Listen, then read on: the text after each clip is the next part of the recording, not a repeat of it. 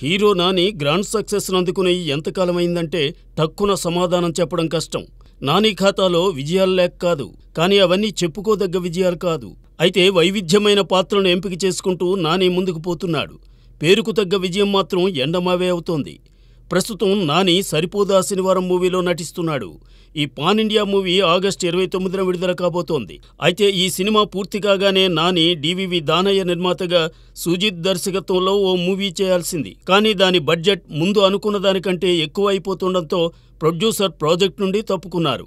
దీన్ని take over చేసేందుకు కొందరు నిర్మాతలు ఆసక్తి చూపించారనే వార్తలు ఆ మధ్య వచ్చాయి. అయితే దీనిని వేరే వారికి అప్పజెప్పేందుకు మనస్కరించని నాని మొత్తంగా ప్రాజెక్ట్నే పక్కన పెట్టేశాడట. సుజిత్ సినిమాతో పాటే నాని దిల్ రాజు ప్రొడక్షన్లో బలగం వేణుతో ఎల్లమ్మనే మూవీ చేయబోతున్నాడనే ప్రచారం జరిగింది. బలగం వేణుతో సినిమా చేయడానికి ఆసక్తి చూపుతున్నానని నాని కూడా ఒకానొక సమయంలో చెప్పాడు. అయితే ఫైనల్ స్క్రిప్ట్ పూర్తయిన తరువాత దానిని విన్న నాని పెద్దంతగా ఎగ్జైట్మెంట్కి గురికాలేదట.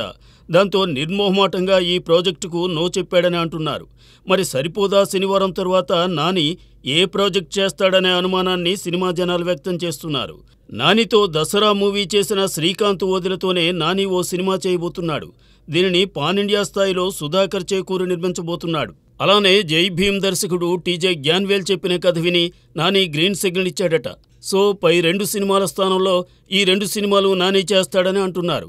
మరి దసరా మూవీతో సరికొత్త ఇమేజ్ను సంపాదించుకున్న నేచురల్ స్టార్ ఇప్పుడు అదే దర్శకుడితో ఎలాంటి సినిమా చేస్తాడో చూడాలి.